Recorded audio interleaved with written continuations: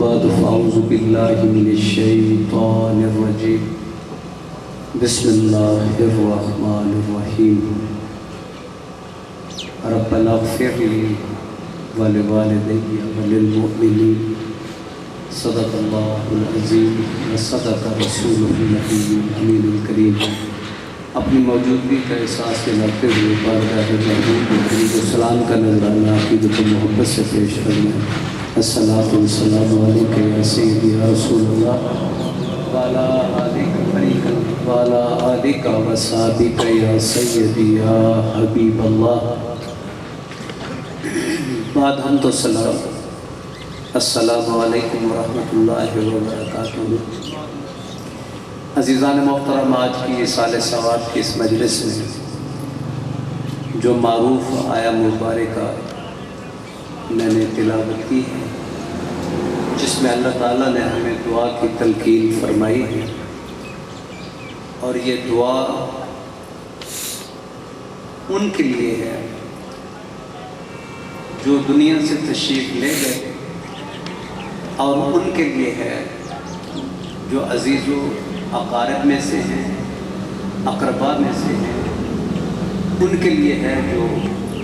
مومنین سے جن کا تعلق ہے، مومن ہیں اور مومنات، ان سب کے لیے دعا کے لیے اللہ تعالیٰ نے ہمیں ترغیب دلائی ہے۔ اب عرصہ دراز سے چونکہ دعا کے خلاف ایک مہم چلتی رہی ہے، 100-150 سال کے دعا میں کیا رکھا ہے اور دعا کیوں کرتے ہیں، تو دعا نماز پڑھنے میں ہر بندہ جو نماز کیسے بھی پڑھتا ہو، ہاتھ چھوڑ کے پڑھے یا ہاتھ باندھ کے یا کہیں بھی باندھ کے پڑھے، تو وہ دعا تو آخر میں جس حصے میں دعا رکھی گئی وہ آخر ہے۔ تو ابتدا میں جو نماز ہے اس میں آپ تمام چیزیں اللہ تعالیٰ کی توحید، رسالت کی گواہی بھی دیتے رہے، تعظیم و تکریم، بڑائی بیان کرتے رہے، لیکن آخر میں جو نماز کے آخری حصے میں سلام سے پہلے رکھا گیا ہے، یہ ایسا کوئی کلمہ نہیں ہے جس میں آپ یہ کہیں کہ یہ توحید و رسالت سے ڈائریکٹ اس کا تعلق ہے۔ اس کا تعلق مغفرت سے ہے اور استغفار سے ہے اور معافی سے ہے۔ اللہ تعالیٰ سے استغفار طلب کرنا اور مغفرت طلب کرنا ان کے لیے جو والدین میں سے چلے گئے، جو مومنین اور مومنات میں سے دنیا سے چلے گئے، ان کے لیے دعا کے لیے ترغیب دینے والی یہ جو دعا ہے، ایک تو اس کی وجہ تسمیہ یہ ہے کہ حضرت ابراہیم علیہ السلام کی دعا ہے، چلے ہم اس کی برتری کو بھی مانتے ہیں، اس نسبت کو بھی ہم قابل فخر سمجھتے ہیں، اور اس نسبت سے بھی دیکھا جائے تو اللہ تعالیٰ کو یہ دعا پسند ہے کیونکہ اس کے خلیل کی دعا ہے۔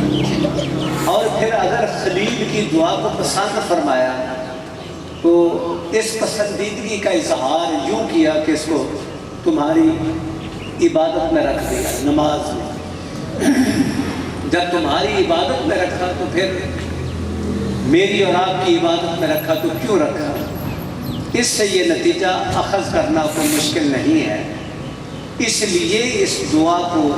ہماری عبادت میں رکھا۔ پسندیدگی تو ہے ہی، اللہ اس سے پسند فرماتا ہے، یہ تو پکی بات ہے۔ اب بطور ترغیب بھی رکھا تاکہ میرے محبوب کی امت بھی یہ ایسا عمل دہراتی رہے۔ اب دعا کس سے مانگنی ہے؟ کسی قسم کی بھی ہو، کسی حاجت کی ہو، کسی ضرورت کی ہو، کسی احتیاج کی ہو، کسی بھی نقطہ نظر سے جو بھی دعا کا ما فی الضمیر ہے اور جو اس کا ما حصل ہے، جو اس کا سیاق و سباق ہے، سابقہ لاحقہ ہے، دعا تو اللہ تعالیٰ سے ہی مانگی جائے گی۔ جہاں بھی مانگے، مزارات پر جا کے مانگے تو بھی اللہ تعالیٰ سے مانگتے ہیں، گھر بیٹھ کر مانگے تو بھی اللہ تعالیٰ سے مانگتے ہیں، مسجد میں بیٹھ کے مانگے تو بھی اللہ تعالیٰ سے ہی مانگیں گے، خانہ کعبہ میں جائیں گے تو بھی اسی سے مانگیں گے، در حبیب پر جائیں گے تو بھی اسی سے مانگیں گے۔ تو مانگنا تو اسی ذات سے ہے، لیکن جب جگہ کی نوعیت مختلف ہوتی ہے، یہ جگہ کچھ عموم میں ہوتی ہیں جو عام جگہ ہوتی ہیں، وہاں بھی خدا سے ہی مانگا جاتا ہے، لیکن بعض مخصوص جگہ ایسی ہوتی ہیں جہاں مانگنا قبولیت کی سند ہو جاتی ہے کہ وہاں اللہ مقبول فرما دیتا ہے۔ ٹھیک ہے جی۔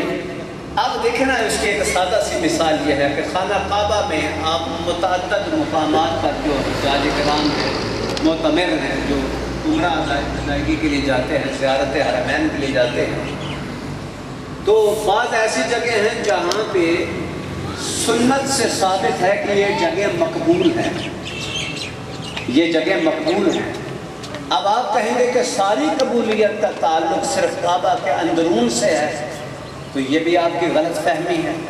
اس میں آپ مقام ابراہیم بھی سمجھ لیں، اس کو آپ صفا مروہ سے بھی تعبیر کر سکتے ہیں کہ وہ جگہ کعبہ سے ملحقہ ہے، لیکن وہاں کعبہ سے متعلق کوئی چیز نہیں ہے، وہاں ولیہ سے تعلق ہے۔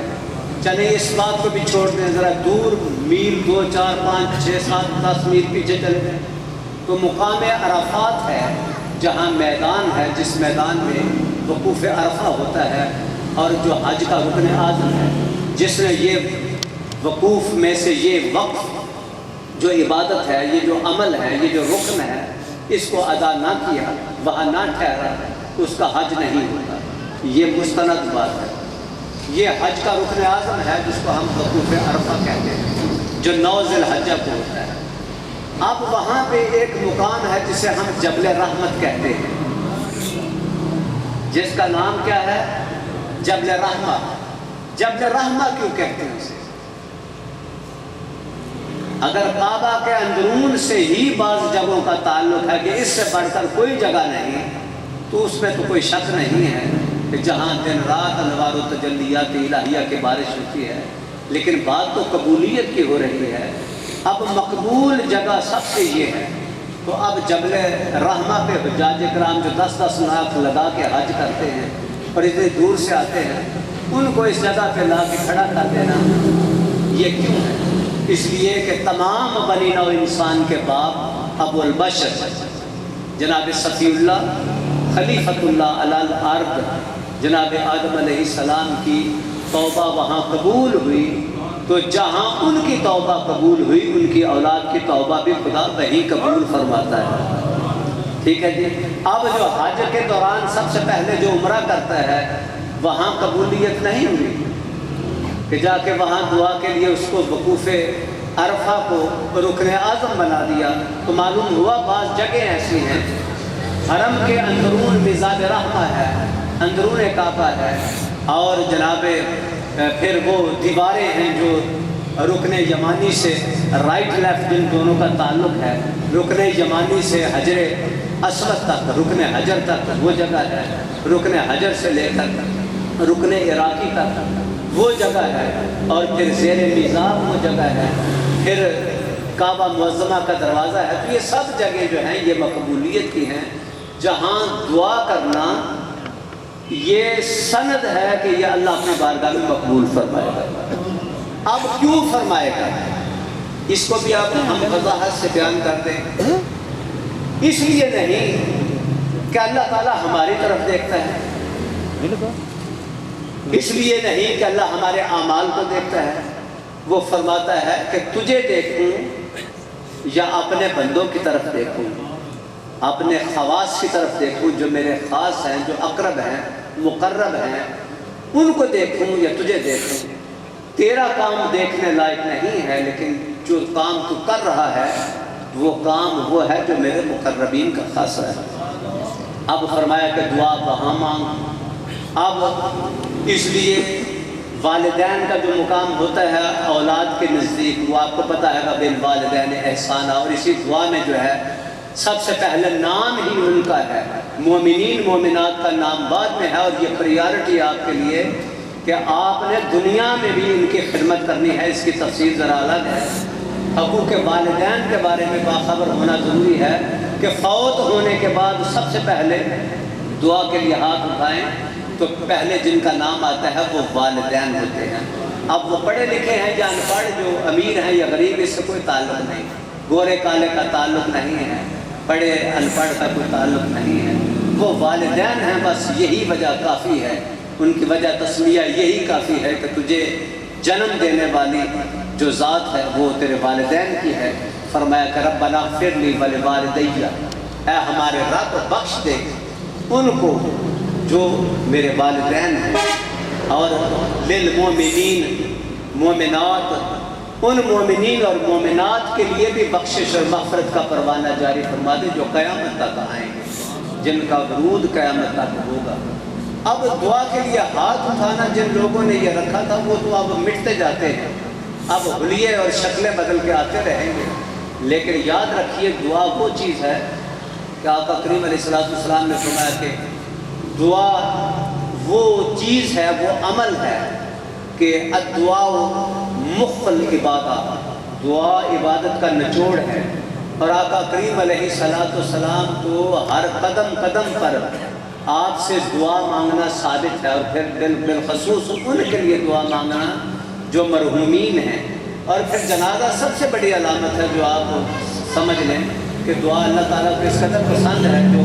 مرحومین کے لیے مانگی جاتی ہے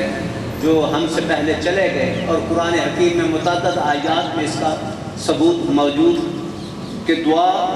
مانگتے ہیں ان کے لیے جو چلے گئے، اور مانگ وہ رہے ہیں جو آج ہیں۔ تو جانے والے تو آتے ہیں اور آ کے چلے جاتے ہیں، ہم بھی آئے ہیں، ہم سے پہلے بھی آئے تھے، آ کے چلے گئے، ہم بھی آئے ہیں، آ کے چلے جائیں گے، ہماری نسلیں بھی آئی ہیں اور آئیں گی اور آ کے چلی جائیں گی، لیکن کب تک جائیں گی؟ قیامت کے قیام تک۔ یہ تو تسلسل ہے جو بنی نوع انسان کا جاری و ساری ہے۔ اب جانے والوں کے لیے آنے والے دعا مانگتے ہیں جو آج موجود ہیں، تو یہ بھی قرآن حکیم کے نص سے ثابت ہے کہ جو انفرادی طور پہ کرے، اجتماعی طور پہ کرے، اس میں بھی اب اس کی تخصیص نہیں ہے، تو لہٰذا جنازہ اس کی مثال ہے۔ جنازہ ایک کا پڑھا جاتا ہے لیکن دعا سب کے لیے کی جاتی ہے، تو جو عین حالت جنازہ میں بھی سب کے لیے دعا، عین حالت دعا میں جو جنازے کے لیے مخصوص ہے کہ فلاں کا یہ جنازہ ہے، تو جنازے میں جو دعا مانگی جاتی ہے اس مخصوص نماز جنازہ میں جو ایک خاص واحد فرد کے لیے ہے یا کسی خاص بندوں کے لیے ہے یا اجتماعی کسی کا جنازہ ہے، ایک سے زیادہ میتیں ہیں، تو اب اس جنازے میں وہ تو مخصوص افراد ہیں جن کے لیے دعا کے لیے ہم اکٹھے ہوتے ہیں، لیکن اللہ تعالیٰ کی رحمت بے بہا کو گوارا نہیں ہے کہ میرے مخصوص خاص چند بندوں کے لیے اپنے عزیز اقارب یا کسی لگتے لگاتے کے لیے جمع ہے اور میرے محبوب کی ساری امت کے لیے دعا نہ کریں، یہ ہو نہیں سکتا، کیونکہ جس کی بارگاہ میں دعا کرنی ہے وہ ہمیں دعا خود سکھا رہا ہے اور پھر ہمیں تلقین خود فرما رہا ہے کہ دعا ایک کے لیے نہیں ہوگی بلکہ وہ تمام افراد جن کا تعلق آقا کریم کی امت سے ہے، حضور کی امت سے ہے، چھوٹے ہیں بڑے ہیں، وہ موجود ہیں یا غائب ہیں، وہ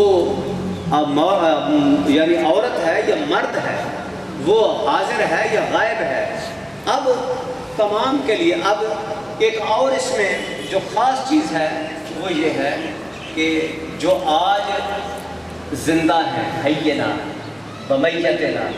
جو زندہ ہیں ان کے لیے بھی دعا، جو فوت شدگان ہیں ان کے لیے بھی دعا، اللہم اغفر لحینا ومیتنا۔ اب سب سے پہلے جو میت ہے اس کے لیے بھی ہے، اور جو مطلب ابھی زندہ ہیں ان کے لیے بھی دعا ہے، تو جانے والوں کے لیے دعا کرنا یہ ہم نے کوئی نیا طریقہ نہیں اپنایا کہ انفرادی طور پر دعا کریں